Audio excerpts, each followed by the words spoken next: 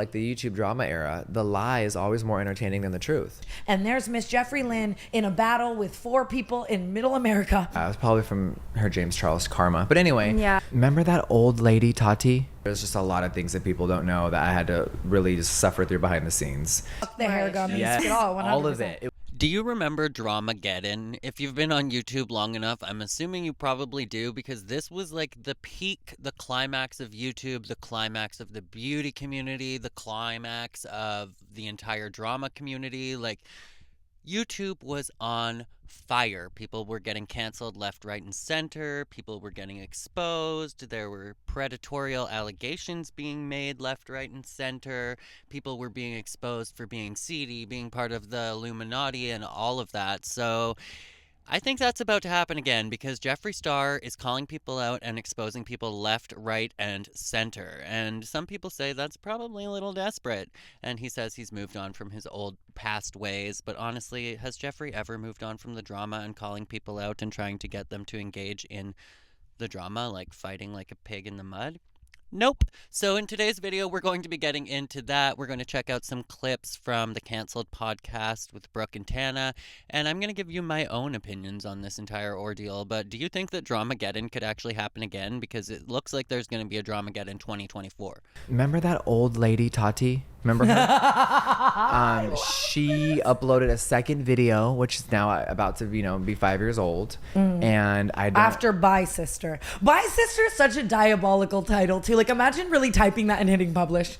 Oh my god, that old lady, Tati. I don't even think she's really that old. I never really thought she was. When I first started watching YouTube, like, yes, I was a teenager and she was a full-grown adult, but she looks amazing for her age. She still does. Like, no denying whether you like Tati or not. She's a gorgeous woman. But the diabolicalness, I totally agree with Tana. You're talking about, I think he was like a 17-year-old or a 19-year-old at the time that you had been supporting, that you'd been friends with, that you'd been colleagues with, working together, collaborating, partnering, and then all of a sudden you're just like, you know what? I'm going to end this man's career. And I'm going to tell the entire world that it was over some sugar bear gummies. Like, that blows my mind. I was like, how petty can this woman be? There's got to be something else going on behind the scenes. This can't be over some freaking gummies for somebody that literally stays out of drama at all times and just does makeup reviews. But all of a sudden is like, I'm going to cancel one of the biggest YouTubers on the platform that's also my direct competitor and colleague. It's a really wild journey, and I think a lot of people just know a lot of like half-truths, and I think, we lived it, so we really know the behind the scenes, and there's so many things that people don't need to know that happened before. It's all, to me, I don't want to say it's irrelevant because so many people still talk about it. It's really wild, right? It was a cultural, like, I remember where culture, I was. It was like, oh, the wow. YouTube era made it on CNN, 50 million views on every, it was just, it was the craziest thing. YouTube, and everyone who loved it felt like it was. YouTube loved it. They loved pushing out toxicity. They loved making money off of everyone's misery. They did. So like the YouTube drama era, the lie is always more entertaining than the truth. That's all of the media. You want to That's really everything. switch and be bipolar? Why did her second video hit so hard? I loved this. Now, about YouTube pushing the drama and pushing the drama hard, like, do you really not like that, Jeffree? Because as soon as that ended, you literally left the platform, you ghosted entirely, went over to TikTok, and you're starting drama left, right, and center and calling people out left, right, and center. I don't really care either way. Like, I'm pretty neutral on the situation. It's pretty entertaining. Jeffree Star has had me blocked on Twitter for like 10 years. But I'm just like, why on earth are you saying it like, oh, yeah, they're so evil? You literally seek for drama. That's what you're doing in this video right now. Otherwise, you have no reason to go on to the biggest podcast and talk all about it and rehash things that happened like 5 years ago. Girl, you love the drama. You eat that up. You get down on your knees for that drama. I want to ask you, Why did her second woman to man, when she up... Oh my god, Jeffree Star just misgendered me. Canceled. Yes, bitch. I want to know. I've never asked anyone this question because you're making Tati Westbrook's second video. You're making me reflect on a lot. What was the title of the second video before I speak on? Oh God. Wait, in the second video, she's blaming me and you Shane. and Shane for influencing her to make this. Here's the thing, just for the video. record, I don't feel like I need to prove myself to anyone ever, but I don't think or talk about these things often. So when I do, a lot of memories flood in. I've put a lot of this behind me. I don't think about it. It was a very dark time. Oh boy, I don't talk about this. I only talk about it when I'm on the largest drama podcast on YouTube and the entire internet. I don't just talk about this with my friends. I talk about this when I can stir the pot. No, when I can stir the full ass cauldron and regurgitate all of this drama from 5 years ago and start a whole new Dramageddon. That's when you talk about it. Jeffree, you are transparent. You are cellophane, Mr. Cellophane. And we can all see through you, babe. Cute wig, though. You look amazing. All of that being said, though, I remember when the second video dropped, and I remember Shane reacting to it live as him and Ryland were watching it on the big screen in their living room. And he's like pulling at his face and literally like derailing. I'm like, honey, you already launched your conspiracy palette, broke the internet, broke Shopify, made the biggest e-commerce launch of all time. You got your bag. Let her say whatever she wants. She's just jealous, girl. And my question is and I've never got to ask anyone this, even as a fan or a viewer, because we're both viewers of what all happened, even though I was a part of it.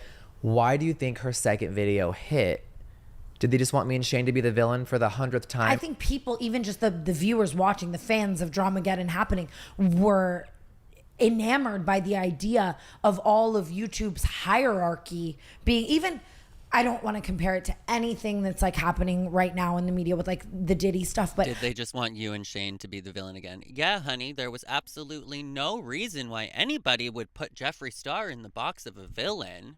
He's so innocent and sweet and kind and congenial and he's just the blessing angel, America's sweetheart. Like, why would anybody ever... Girl, are you fucking serious?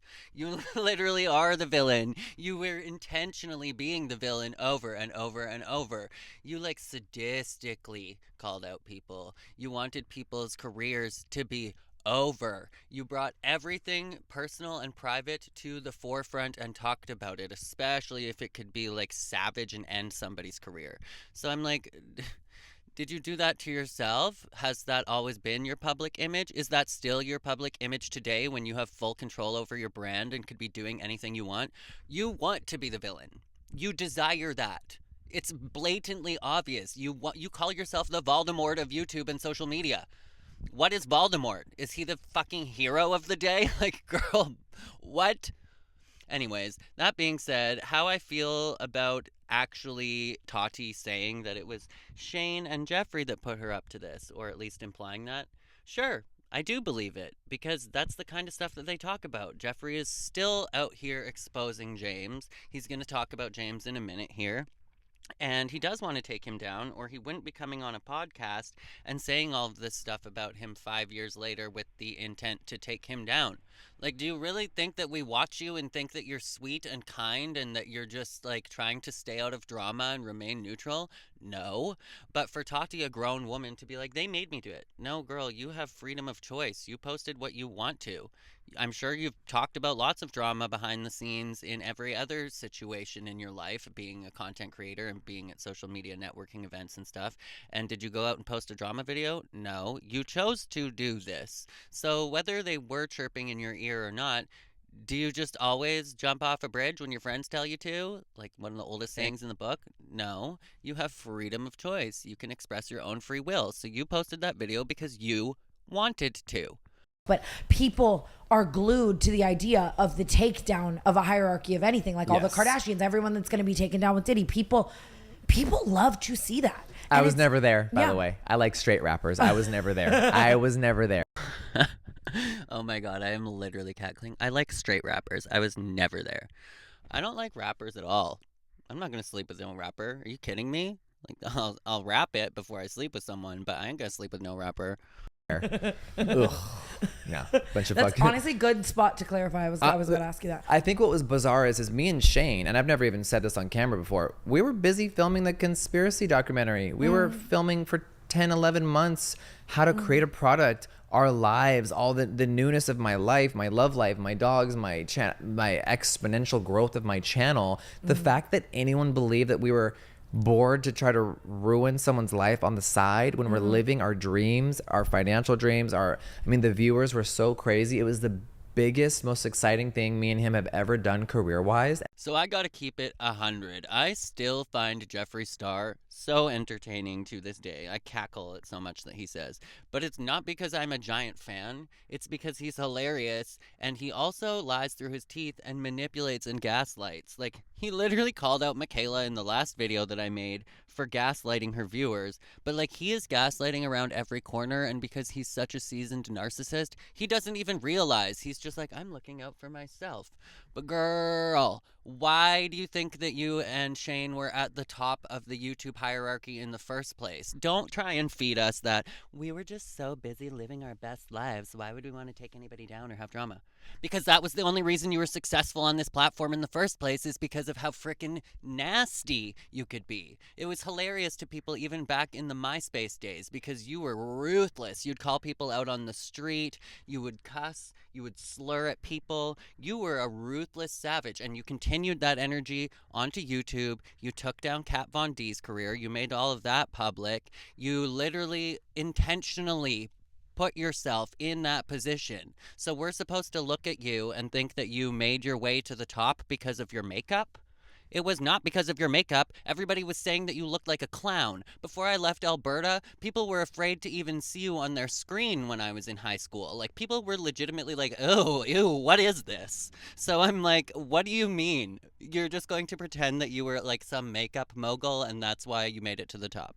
No, you were doing tours. You were a musician, and you were like put in the same wheelhouse as like a Marilyn Manson. You freaked people out. So people were either diehard supporters or they were like, keep that man away from me with a 10-foot pole.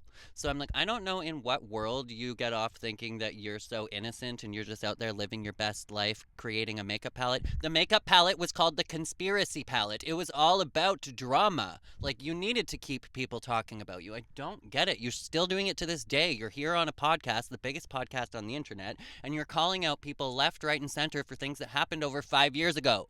You love the drama. You love a takedown. We're not stupid. Every single person, whether they're a fan of you or not, sees through you transparently. We just choose whether we like you or not.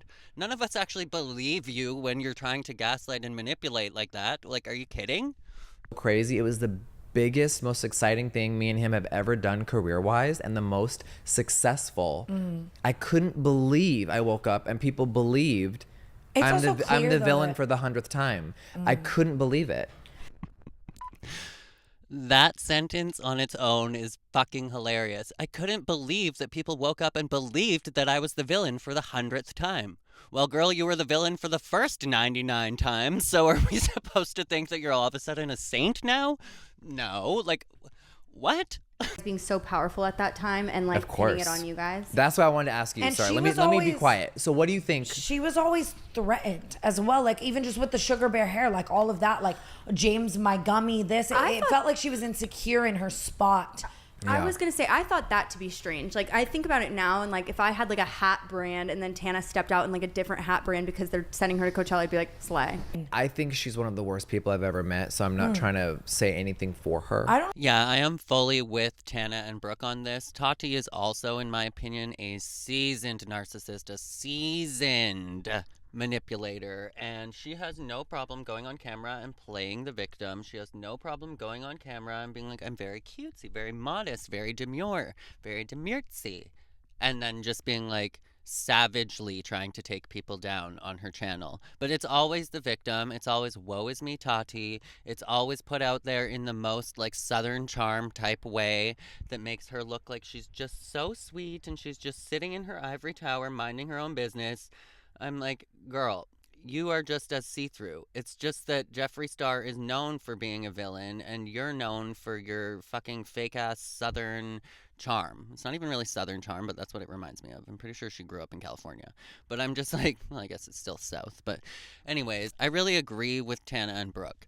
I thought from the very beginning that I'm like, you're going to take down this guy because of some vitamins, because he took a hair sponsorship to get some tickets so that his friends could go to Coachella. You're really that concerned about that? You're not entitled to everybody's support. You're not entitled to everybody sharing your stuff all over social media. None of my personal friends even watch any of my social media unless I ask them specifically to watch a video because I think they would like it or something. They're not going and watching my YouTube. They're certainly not going and buying my merch. They're not sharing my videos or sharing anything like that. And that's not because they're bad friends. It's because they have their own damn life and their own jobs and their own partners and their own kids, their own bills to pay. Like, I don't understand it. Unless you expressly ask James behind the scenes to share your stuff as like a business partnership, you guys are not close friends. You are a full-grown woman and you were befriending like a 16-year-old.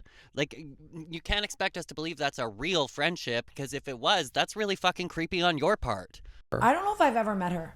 But it was more than the gummies. I think when you're telling a stranger, if you were to tell a stranger the story, the gummies seem to be like people's catalyst of like, this was the root. When in reality, it was very anecdotal. It was way more than that. And we were all spending a lot of time together. We learned a lot of things about, it was just a lot of things. Yeah.